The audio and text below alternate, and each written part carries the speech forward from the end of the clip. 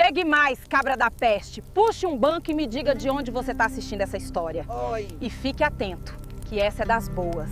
O martelo bateu 3 vezes na madeira rachada. Toque, toque, toque. Cada batida ecoou pela feira como sentença de morte. O cheiro de suor misturado com poeira subia da praça lotada, onde homens se acotovelavam para ver o que o leiloeiro tinha para oferecer. Mas não era gado, não era cavalo, não era terra, era gente. Dona Antônia estava ali, amarrada como animal de carga, com as mãos atadas na frente do corpo e os olhos vermelhos de tanto chorar. A blusa rasgada no ombro mostrava a pele queimada de sol de quem trabalhou a vida inteira debaixo do castigo da caatinga. Os cabelos grisalhos caíam despenteados sobre o rosto magro e ela tremia, não de frio, porque o sol de meio-dia fervia o chão de terra batida, mas de vergonha, de medo, de uma humilhação que nenhuma mãe honrada merecia carregar. O coronel Bento Arruda estava ao lado do leiloeiro, com o charuto pendurado no canto da boca e os olhos pequenos brilhando de maldade. Ele ria alto, mostrando os dentes podres, como se estivesse contando uma piada boa para os capangas que o cercavam. A mão direita descansava no cabo do revólver na cintura e a esquerda segurava um papel amassado. A tal dívida que ele mesmo tinha inventado. 200 mil réis! Gritou o leiloeiro, erguendo o martelo outra vez. Quem dá mais por essa aqui? Trabalhadeira obediente, serve para roça ou para casa? A multidão murmurou. Alguns homens riram, outros baixaram os olhos, envergonhados, mas ninguém teve coragem de falar nada. O coronel mandava naquela terra toda, e quem abrisse a boca para defender a mulher sabia que ia dormir com a boca cheia de formiga antes do sol nascer. Dona Antônia soluçou. Um choro baixo, abafado, que saía do fundo da alma. Ela procurou o filho nos rostos da multidão, mas Zé Baiano não estava ali, ainda. O rapaz tinha saído correndo da fazenda quando soube o que o coronel ia fazer, e agora galopava pela caatinga como se o próprio demônio viesse no seu encalço, porque Zé Baiano conhecia um homem que não deixava injustiça passar em branco. Um homem que, quando ouvia falar de desgraça feita contra gente honrada, montava no cavalo e vinha com a peixeira afiada e o rifle carregado. O martelo do leiloeiro subiu mais uma vez no ar, pronto para bater e fechar o negócio. Mas o vento mudou de direção e o sertão inteiro segurou a respiração. Oxente, meu povo, se vocês também acham que essa história vai dar peia boa, deixem aquele curtir aí que aquece o coração do contador. E se inscrevam que o sertão ainda tem muito causo de arrepiar para contar. Agora senta direito que a história tá só começando. Quem conhece o sertão sabe que as coisas nunca são fáceis por aqui. A terra é dura, o sol não perdoa. E tem homem que acha que porque tem dinheiro no bolso pode fazer o que bem entende com quem não tem nada. Mas prestem atenção no que vou contar, que essa história é de deixar o couro arrepiado e mostrar que no sertão, justiça pode demorar, mas sempre chega montada e armada. Dona Antônia das Candeias era uma mulher de bem, dessas que acordava antes do galo cantar para acender o fogo do fogão a lenha e preparar o café para os filhos. Viúva há 15 anos, ela criou Zé Baiano sozinha, com o suor do próprio rosto e as mãos calejadas de tanto trabalho na roça alheia. Nunca pediu esmola, nunca roubou um grão de feijão. Dividia a última farinha com os vizinhos necessitados e ainda rezava o terço toda noite, agradecendo a Deus pelo pão de cada dia, mesmo quando o pão era pouco e o dia era comprido. Zé Baiano tinha herdado a honra da mãe. Trabalhador que nem formiga, o rapaz acordava com as estrelas ainda no céu e voltava para casa quando a lua já estava alta. Cortava cana, plantava milho, consertava cerca, domava cavalo. Fazia qualquer coisa honesta para ganhar o sustento. Tinha a palavra firme como tronco de aroeira e nunca tinha dado motivo para ninguém duvidar dele. Mas o coronel Bento Arruda não precisava de motivo verdadeiro para fazer maldade. Aquele homem era podre por dentro, com o coração mais seco que a caatinga em tempo de seca brava. Dono de 3 fazendas e metade da cidade, ele tratava a gente pobre como se fosse bicho. Pior que bicho, porque até para os animais ele tinha mais consideração. Tudo começou quando Zé Baiano trabalhou 3 meses na fazenda do coronel. Trabalho pesado, de sol a sol, carregando saco de 60 quilos nas costas e limpando o pasto com foice cega. Quando chegou o dia do pagamento, Zé Baiano foi na Casa Grande cobrar o que era dele por direito. 180 mil réis, 60 por mês trabalhado.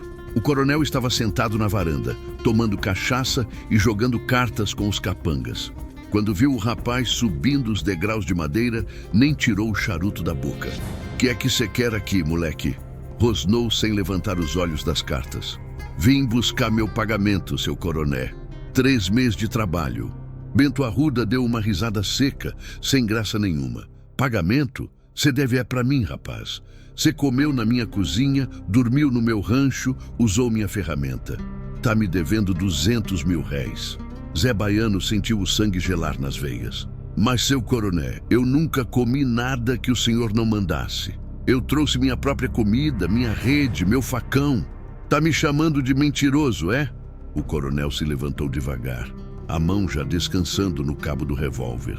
Os capangas fizeram o mesmo, cercando o rapaz. "Você tem até amanhã para me trazer os 200 mil réis. Se não trouxer, eu vou cobrar de outro jeito." Zé Baiano saiu dali tremendo de raiva e de medo.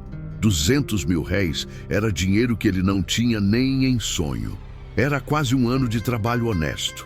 Ele correu para casa e contou tudo para a mãe.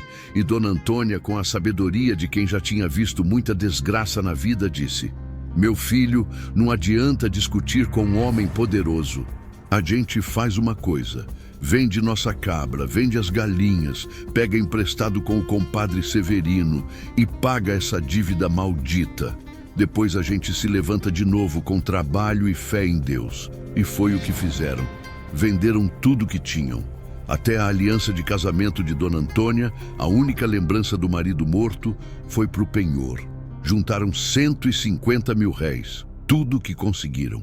Quando Zé Baiano voltou na fazenda com o dinheiro, o coronel contou as notas, cuspiu no chão e disse: "Falta 50. E agora a dívida subiu para 300 por causa dos juros.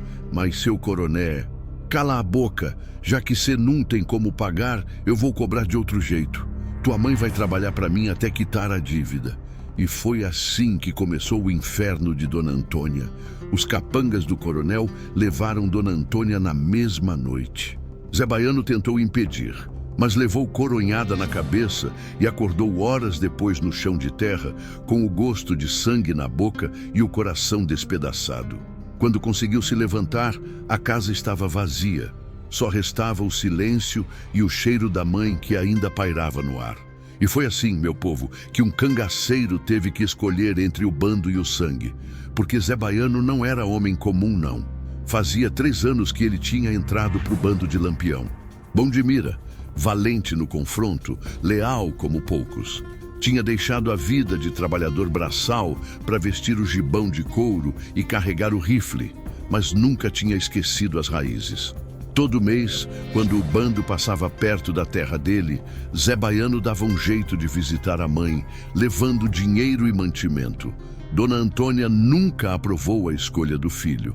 Chorava toda vez que ele aparecia armado, com a cartucheira atravessada no peito. Mas era mãe, e mãe entende que às vezes o sertão não deixa outra escolha para o homem.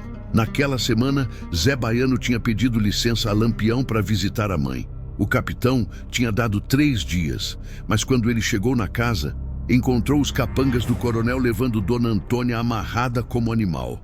Tentou impedir, mas eram 6 homens armados contra um só. Levou coronhada e ficou caído no chão enquanto levavam sua mãe.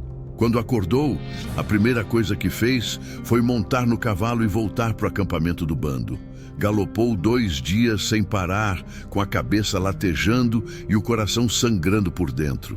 Quem conhece o cangaço sabe que Lampião tinha lei clara. Ninguém resolvia problema pessoal sozinho. Tudo era decidido em conselho com o bando inteiro. E quando Zé Baiano chegou no acampamento, sujo de sangue seco e poeira da estrada, foi direto falar com o capitão.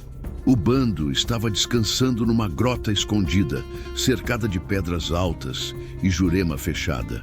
Maria Bonita estava sentada debaixo de uma árvore, consertando uma cartucheira. Quando viu Zé Baiano chegar naquele estado, chamou Lampião na hora. Virgulino, vem cá. O baiano voltou e tá com cara de quem viu o diabo. Lampião estava limpando o rifle, sentado numa pedra chata. Levantou devagar, colocou os óculos redondos no rosto e caminhou até onde Zé Baiano tinha desmontado. Os outros cangaceiros foram se aproximando, formando um círculo.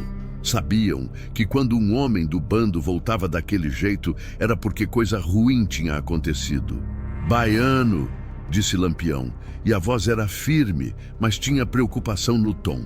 Que foi que aconteceu? Zé Baiano respirou fundo. As palavras custavam a sair, porque admitir aquilo em voz alta tornava tudo mais real, mais doloroso.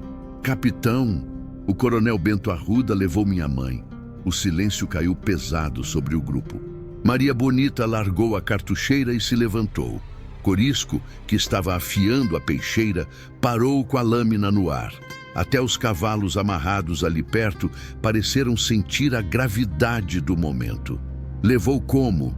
Perguntou Lampião. E o jeito que disse aquelas duas palavras fez o ar ficar denso.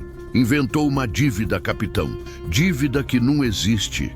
Eu trabalhei 3 meses na fazenda dele antes de entrar pro bando e o desgraçado nunca me pagou. Agora diz que eu devo para ele. Minha mãe vendeu tudo que tinha para tentar pagar, mas ele disse que não era suficiente. Levou ela. E capitão, a voz de Zé Baiano tremeu, mas ele continuou. Ele vai leiloar minha mãe, na feira de hoje, como se fosse gado, como se fosse coisa. Prestem atenção nessa parte, meu povo, que é de fazer o sangue ferver. Lampião ficou imóvel como estátua de pedra. Os olhos atrás dos óculos redondos brilhavam com uma luz que todos ali conheciam bem. Era a luz que aparecia antes da tempestade, antes da justiça ser feita do jeito que só o cangaço sabia fazer. Maria Bonita foi a primeira a falar. Virgulino, isso não pode ficar assim. Uma mãe... Ela não terminou a frase, mas não precisava. Todo mundo ali sabia o que significava. Lampião tirou os óculos, limpou devagar com o lenço vermelho, colocou de volta. Quando falou, a voz saiu baixa, mas cada palavra pesava como bala de rifle. Baiano, cê é homem do meu bando. Seus problemas é nosso problema. E mexer com mãe de cangaceiro. Fez uma pausa olhando para os outros homens. Isso é mexer com o bando inteiro. Corisco deu um passo à frente, a peixeira ainda na mão. Capitão, eu vou junto. Esse tipo de coisa não pode passar em branco. Eu também, disse Antônio Moreno, tirando o chapéu. Minha mãe foi mulher forte, trabalhadeira. Ver outra mãe tratada assim, não dá para ficar quieto não. Um por um, os cangaceiros foram se manifestando. Sabino, Luiz Pedro, Virgínio. Até o velho Chico Pereira, que já tinha mais de 60 anos e raramente saía para as missões, disse que ia junto. Maria Bonita se aproximou de Lampião e falou baixo, só para ele ouvir. Mas Zé Baiano estava perto o suficiente para escutar. Virgulino, se a gente deixar isso passar, todo coronel do sertão vai achar que pode fazer o mesmo. Tem que dar o exemplo. Tem que mostrar que mãe é sagrado. Lampião assentiu devagar. Então se virou para Zé Baiano. A feira é hoje, cê disse. É, capitão. De tarde. Na cidade de São Benedito. Então não tem tempo a perder. Lampião bateu palma uma vez, chamando a atenção de todos. Montem! Vamos carregar rifle, pistola e peixeira. Quero todo mundo armado como se fosse guerra. E Baiano olhou direto nos olhos do cangaceiro. Sua mãe não vai ser leiloada. Isso eu garanto. Agora prestem atenção, que essa parte é de deixar o couro arrepiado. O bando se preparou com a eficiência de quem já tinha feito aquilo 1000 vezes.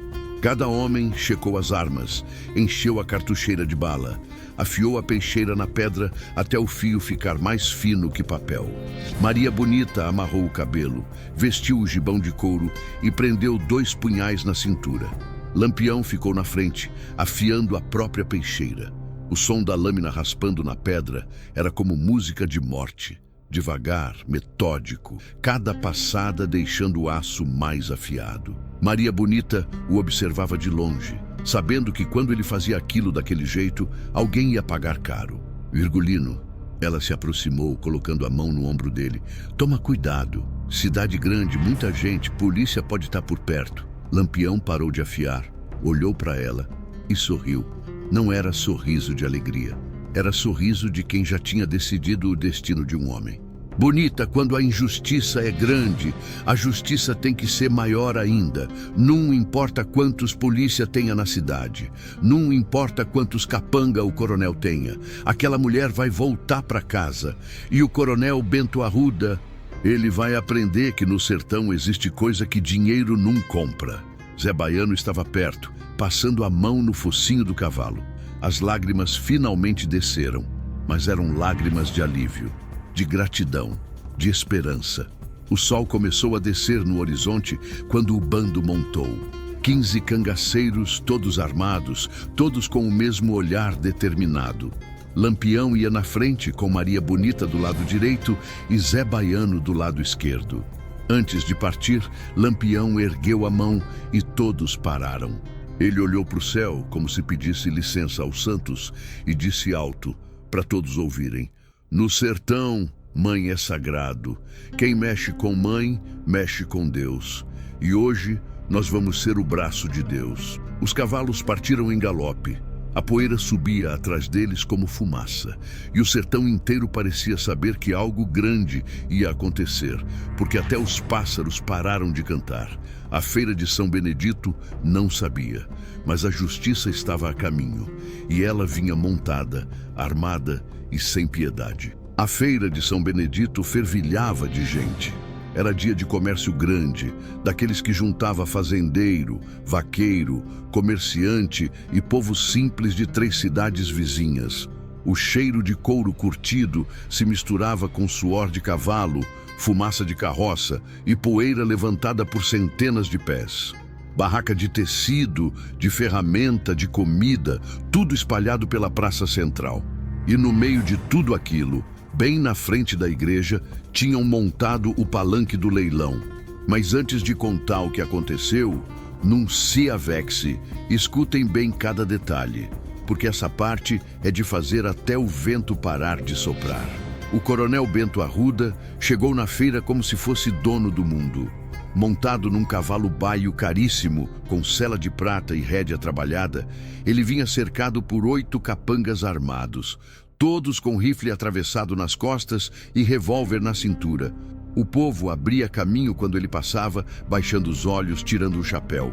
Medo, respeito forçado. A marca de um homem poderoso que governa pela bala e pelo terror. Atrás dele, numa carroça velha puxada por 2 burros, vinha Dona Antônia, amarrada como gado. As mãos atadas na frente do corpo, uma corda grossa amarrada na cintura, ligando ela à carroça. O vestido rasgado, o rosto inchado de tanto chorar, os pés descalços sangrando de tanto andar na terra quente. Ela mantinha a cabeça baixa, mas as lágrimas caíam grossas, molhando o chão seco. As mulheres da feira viravam o rosto, horrorizadas.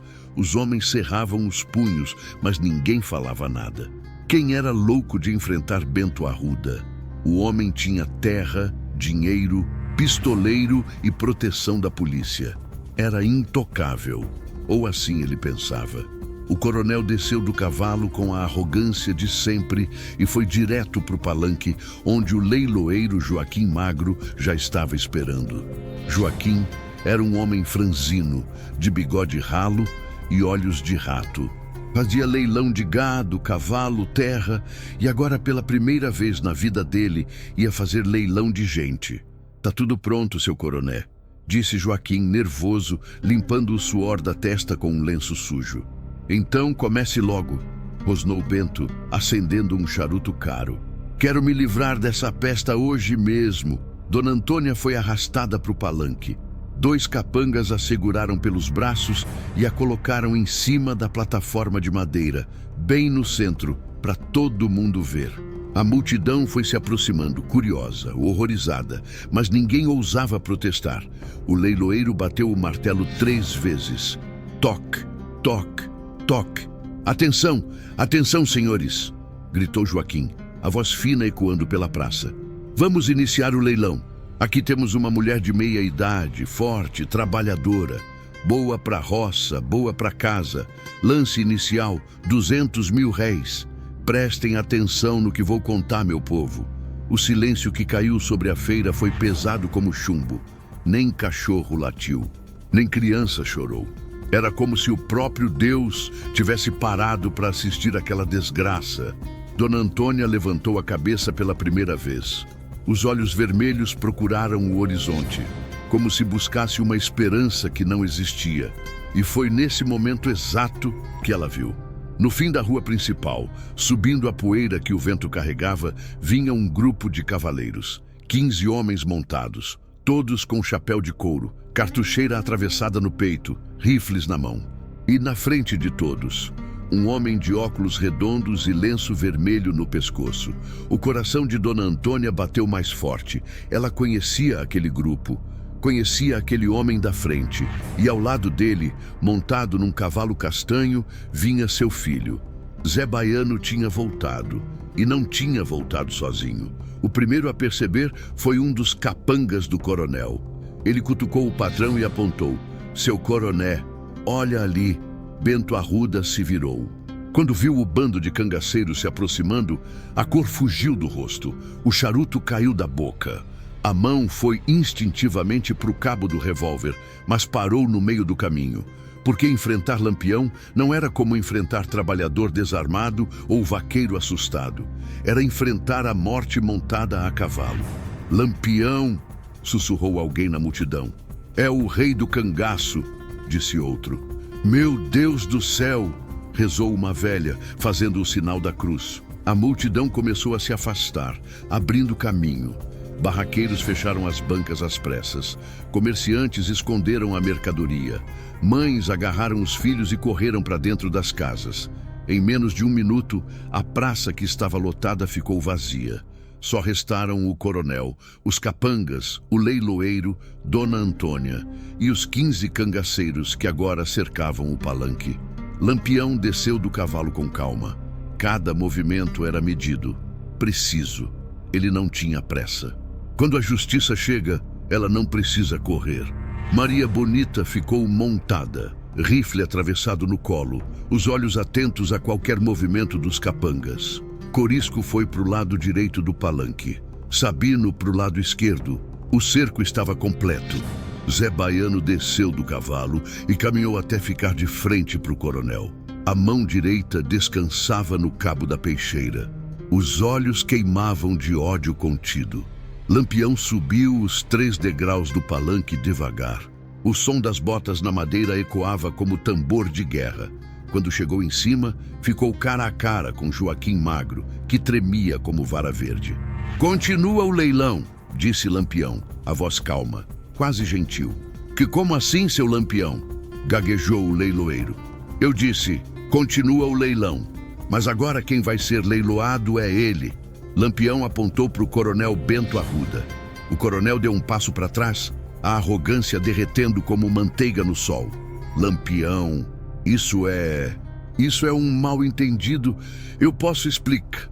Explica nada. Lampião cortou, a voz agora com um fio de navalha. Você vai subir nesse palanque, vai ficar amarrado como se amarrou essa mulher. E vamos ver quanto vale um homem que acha que pode comprar dignidade alheia. Eu não vou, vocês não podem. Corisco apareceu ao lado do coronel, a ponta da peixeira encostando nas costelas dele. O capitão mandou subir. Você vai subir andando ou vai subir arrastado? Bento Arruda olhou para os capangas esperando apoio. Mas os 8 homens tinham abaixado as armas. Enfrentar bandido comum era uma coisa. Enfrentar o bando de Lampião era pedir para morrer. Nenhum deles era pago o suficiente para isso. Capangas covardes, cuspiu o coronel. Num é covardia, disse um dos capangas, jogando o rifle no chão.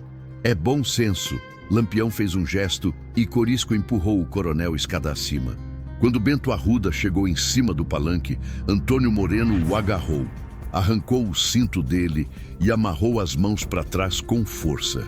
Depois, pegou a mesma corda que tinha amarrado Dona Antônia e passou no pescoço do coronel. O homem que há minutos atrás estava rindo e fumando charuto, agora suava frio, os olhos arregalados de medo. Lampião se virou para Joaquim Magro. Bate o martelo, anuncia a mercadoria. O leiloeiro engoliu seco, as mãos tremiam tanto que o martelo quase caiu. Eu não posso.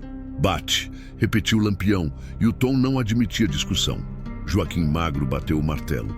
Toque, toque, toque. O som ecoou pela praça vazia. Atenção. A voz saía fina, tremida. Aqui temos um coroné, Bento Arruda, rico, poderoso. Diz quanto ele vale, ordenou Lampião. Que quanto ele vale? Isso. Quanto vale um homem que trata a gente como bicho? Quanto vale um coroné que rouba, que mente, que humilha a mulher trabalhadora? O silêncio voltou a cair. Pesado, sufocante. Lampião caminhou até ficar na frente do coronel amarrado. Tirou os óculos, limpou, colocou de volta. Quando falou, a voz ecoou pela praça inteira. Vou dizer quanto vale. Nada. Vale nada. Porque homem que não tem honra, não tem dignidade, não tem respeito. Esse homem não é homem, é lixo. Zé Baiano subiu no palanque e foi até a mãe. Cortou as cordas que a prendiam e a abraçou forte. Dona Antônia chorava, agora de alívio, agarrando o filho como se fosse se afogar se soltasse. Tá tudo bem, mãe, sussurrou Zé. Acabou. Não vai mais acontecer nada com a senhora. Lampião se virou para o coronel. Agora você vai aprender. Aqui não tem perdão. O coronel Bento Arruda estava amarrado no mesmo palanque onde minutos antes tinha colocado Dona Antônia para ser leiloada. A corda apertava o pescoço dele, as mãos atadas para as costas sangravam onde o nó mordia a pele. O suor escorria pela testa, molhando a camisa cara que agora estava suja de poeira e medo. Como meu avô dizia, quem planta vento colhe tempestade. E a tempestade do coronel tinha nome: Lampião. O rei do cangaço caminhou devagar ao redor do palanque, as botas batendo na madeira num ritmo que parecia contagem regressiva. Os óculos redondos refletiam o sol do meio-dia, escondendo os olhos. Mas todo mundo sabia que por trás daquelas lentes havia um julgamento acontecendo. E nesse tribunal do sertão não existia advogado, não existia apelação, não existia perdão. Maria Bonita permanecia montada, vigilante. O rifle atravessado no colo apontava discretamente para os capangas desarmados que ainda estavam por perto, tremendo. Corisco, Sabino e os outros cangaceiros formavam um círculo perfeito ao redor do palanque.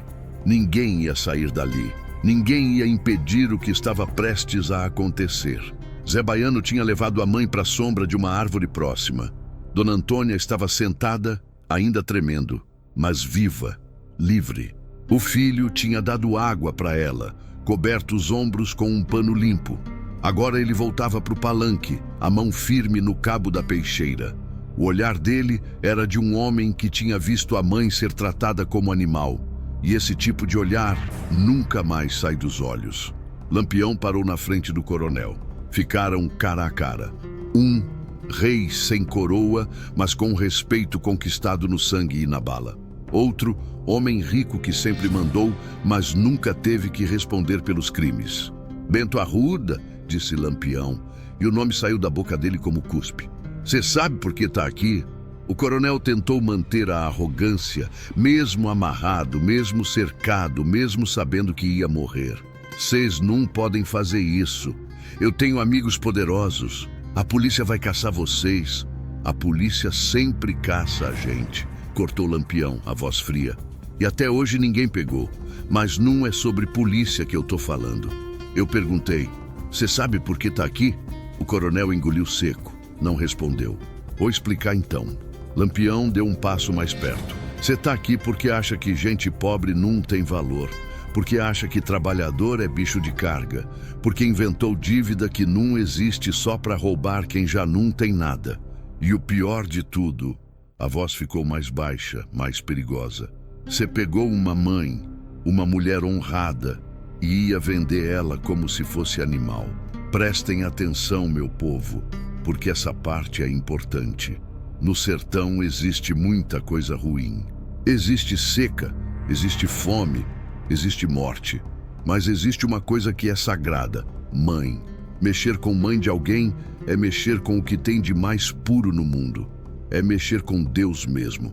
Lampião se virou para o povo que observava de longe, escondido nas portas e janelas das casas ao redor da praça. "Venham ver!" gritou, a voz ecoando. "Venham ver o que acontece com um homem que acha que pode comprar dignidade. Venham aprender." Aos poucos, as pessoas começaram a sair dos esconderijos. Primeiro os mais corajosos, depois os curiosos, depois todo mundo. Em poucos minutos, a praça que tinha esvaziado voltou a encher. Mas agora ninguém tinha medo, porque sabiam que a justiça estava sendo feita. A justiça que a lei nunca fez. Lampião voltou a atenção para o coronel. Você ia vender ela por 200 mil réis. 200 mil réis. Esse era o preço que você colocou numa mãe, numa mulher que trabalhou a vida inteira, que criou filho sozinha, que nunca fez mal a ninguém. 200 mil réis. O coronel tentou falar, mas a voz não saiu. Só um gemido rouco de medo puro. "Sabe quanto você vale, Bento Arruda?" Lampião fez uma pausa. "Vou fazer um leilão de verdade. Vou descobrir." Ele se virou para o leiloeiro Joaquim Magro, que continuava ali, congelado de pavor. "Anuncia ele. Fala para os homens ricos aí quanto vale um coroné." Joaquim Magro olhou ao redor. Tinha meia dúzia de fazendeiros ricos na multidão. Homens que costumavam fazer negócio com Bento Arruda. Homens que também exploravam o povo, que também tratavam o trabalhador como lixo. "Vai!" ordenou Lampião. "Pergunta se alguém quer comprar ele." O leiloeiro ergueu o martelo com mão trêmula. Alguém dá alguma coisa por esse homem aqui?" Silêncio. "Ninguém? Nem 50 mil réis?" Silêncio maior ainda. "Nem 10 mil réis?" Nada. Nenhum sussurro. Os fazendeiros ricos olhavam para o chão, porque sabiam que se defendessem o coronel, podiam ser os próximos no palanque. Lampião abriu os braços mostrando o resultado. "Tá vendo? Cê não vale nada. Nem os próprios amigos querem. Porque no fim das contas, coroné, o respeito que cê acha que tem é só medo. E medo passa. Mas o respeito de verdade, esse a gente conquista com honra. E cê nunca teve honra." Zé Baiano subiu no palanque, ficou do lado de Lampião.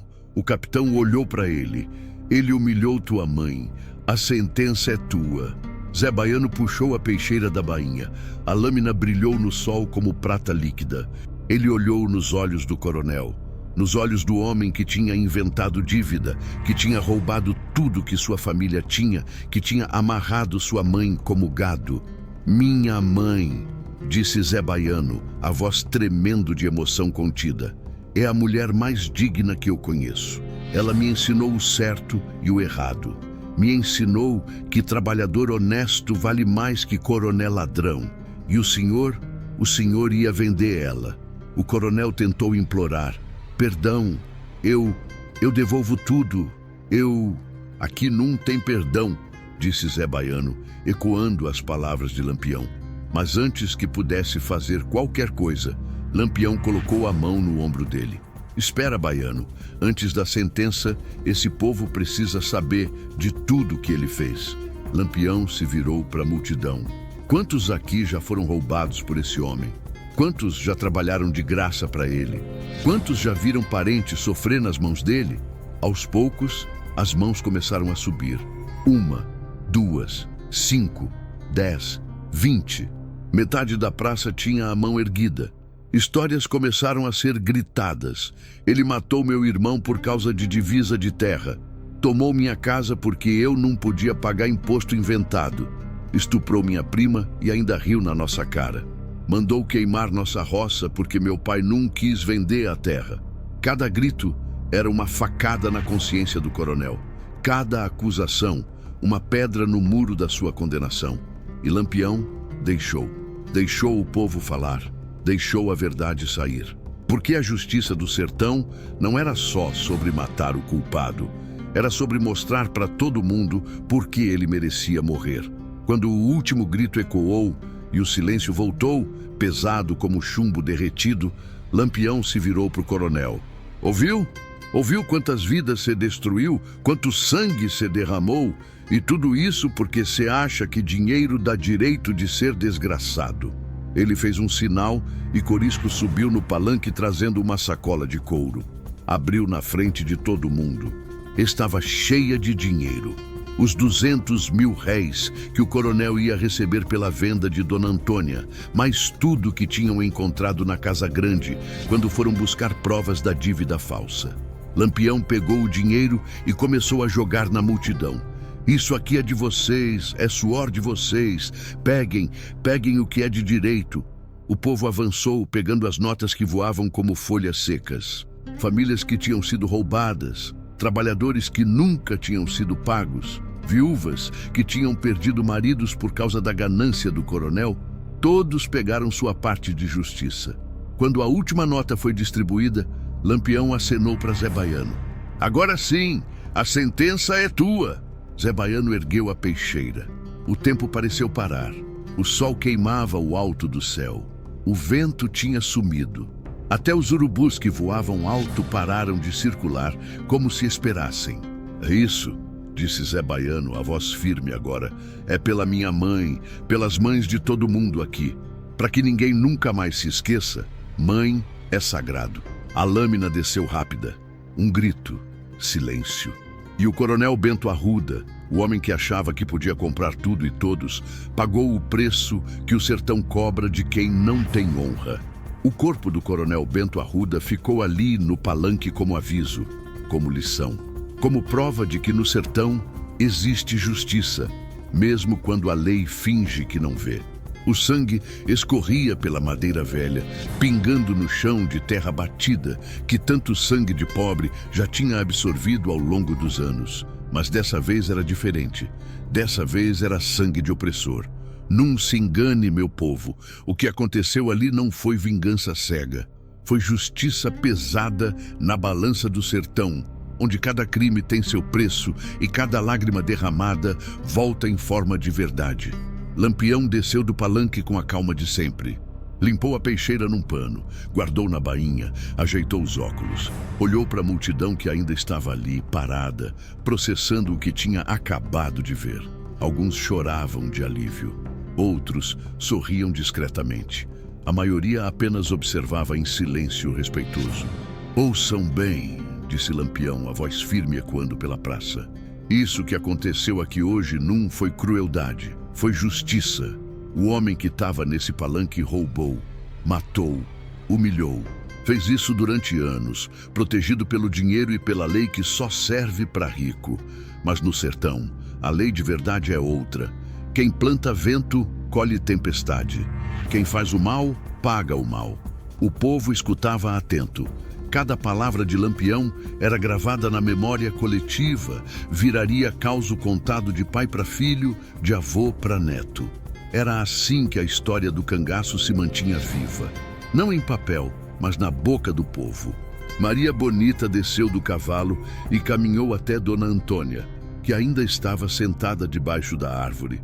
A cangaceira se ajoelhou na frente da mulher mais velha e segurou as mãos dela com delicadeza. A senhora está livre, Dona Antônia. Não precisa mais ter medo. E se algum outro coroné pensar em fazer alguma coisa, é só mandar recado. A gente volta. Dona Antônia chorava, mas agora eram lágrimas de gratidão. Ela agarrou as mãos de Maria Bonita e beijou, benzendo a moça. Que Deus abençoe vocês, minha filha. Que Nossa Senhora proteja o caminho de vocês. Eu não tenho como agradecer. Não precisa agradecer, não, disse Maria Bonita com um sorriso gentil. Mãe é sagrado e a gente protege o que é sagrado. Zé Baiano se aproximou, abraçou a mãe forte. Os dois ficaram ali, agarrados um no outro, chorando lágrimas que limpavam a alma. O filho tinha salvado a mãe, a honra tinha sido restaurada, a dignidade devolvida. Lampião chamou os cangaceiros. Sabino, Corisco, vão na casa grande do finado coroné. Peguem tudo que tiver de valor. Dinheiro, ouro, prata, joia, tragam aqui. Os 2 cangaceiros montaram e saíram em galope. Voltaram 1 hora depois com 3 sacos pesados. Quando abriram na frente de todo mundo, o brilho do ouro e da prata arrancou suspiros da multidão. Era a riqueza que o coronel tinha acumulado em anos de exploração, guardada enquanto o povo passava fome. Lampião pegou um dos sacos e foi até um homem velho que estava na multidão, apoiado numa bengala. Seu nome é Severino, não é? Ouvi seu grito. Disse que o coroné tomou sua casa. O velho assentiu, tremendo. Foi sim, meu senhor Lampião. Faz 3 anos. Eu não tinha como pagar o imposto que ele inventou. Então toma aqui. Lampião colocou um punhado de moedas de ouro na mão calejada do velho. Compra tua casa de volta. E se o novo dono não quiser vender, manda recado para mim que eu resolvo. Severino caiu de joelhos, chorando. Lampião o levantou com firmeza. Homem não se ajoelha para homem, seu Severino. Só para Deus. Levanta e anda de cabeça erguida. Um por um, Lampião foi chamando as pessoas que tinham sido vítimas do coronel. A viúva que perdeu o marido, o pai que viu a filha ser desonrada, o trabalhador que nunca recebeu pagamento. Cada um recebeu sua parte da justiça em moedas de ouro e prata. O sertão tem memória, meu povo, e ninguém esquece o que vê. Aquele dia ficou marcado na história de São Benedito como o dia em que a justiça finalmente chegou. Mas como diz o ditado, onde tem luz, tem sombra. E enquanto o povo celebrava discretamente a liberdade recuperada, lá longe, na delegacia da cidade vizinha, um mensageiro chegava suado no cavalo, batendo na porta com desespero.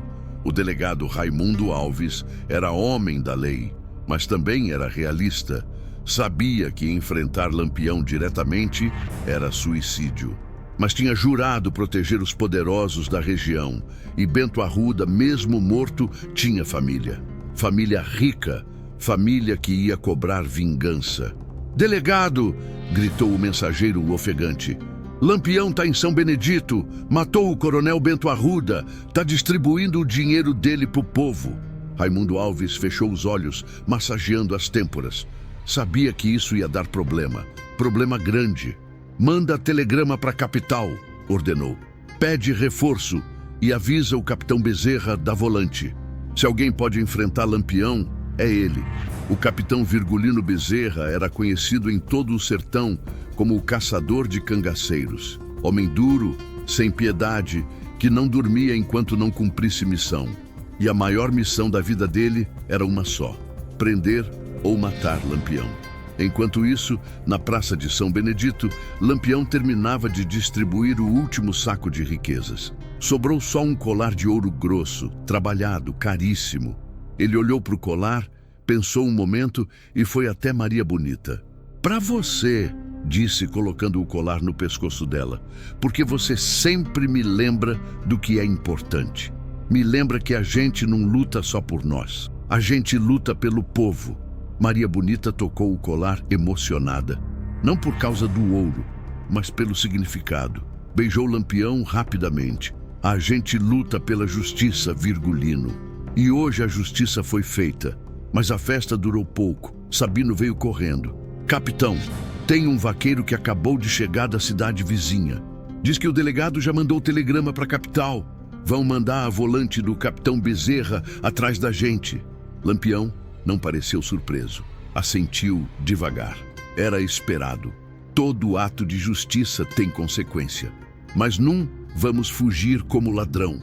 A gente fez o certo. E quem faz o certo não tem que se esconder. Ele se virou para a multidão uma última vez. "Vocês viram o que aconteceu aqui. Viram a justiça sendo feita. Quando perguntarem, contem a verdade. Não tenham medo, porque o medo é a arma dos poderosos. E hoje nós tiramos essa arma deles." O povo aplaudiu. Não era aplauso alto, escandaloso. Era aplauso contido, mas sincero. O aplauso de quem finalmente tinha visto os últimos serem os primeiros. Lampião montou no cavalo. Os 15 cangaceiros fizeram o mesmo. Zé Baiano abraçou a mãe uma última vez. Mãe, eu tenho que ir com eles. É minha vida agora. Mas a senhora está segura. E se precisar de mim, é só mandar recado. Dona Antônia segurou o rosto do filho entre as mãos. Vai, meu filho, faz o que tem que fazer, só toma cuidado e nunca esquece, você é filho de mulher honrada, carrega isso no peito sempre. Sempre, mãe, sempre. O bando partiu em galope, levantando poeira que subia como fumaça no céu azul. E quando desapareceram no horizonte, deixaram para trás uma cidade transformada. Uma cidade onde o medo tinha diminuído e a esperança tinha crescido. Mas o sertão nunca descansa, meu povo. E a história de Lampião estava longe de acabar. 3 dias depois do leilão humano, que virou justiça divina, o capitão Virgulino Bezerra chegou em São Benedito com 20 homens da Volante. Esperava encontrar terror, medo, gente escondida, mas encontrou o contrário. Escutem bem, que essa parte mostra como o sertão funciona de verdade.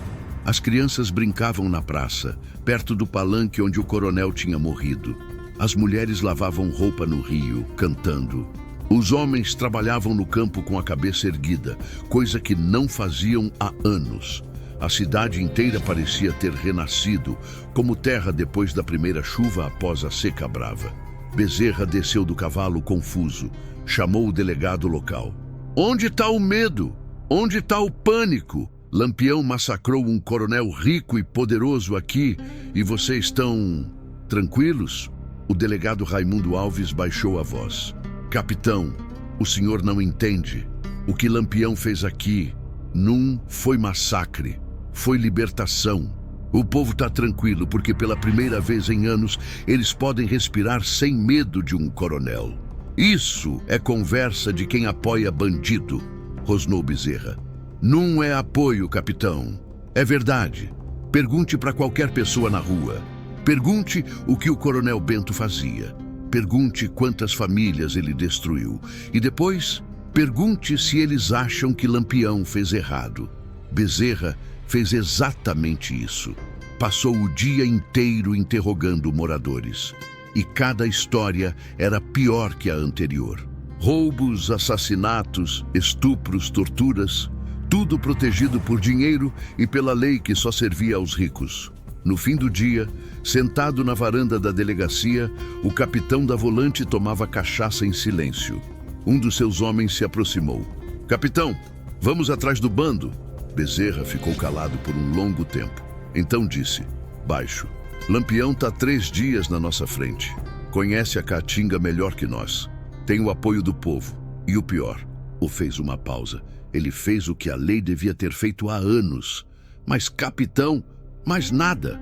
Volta para a capital. Vamos relatar que chegamos tarde, que o bando já tinha fugido. Porque perseguir Lampião agora seria perseguir o único que teve coragem de fazer justiça. E foi assim que a história do leilão humano começou a se espalhar pelo sertão.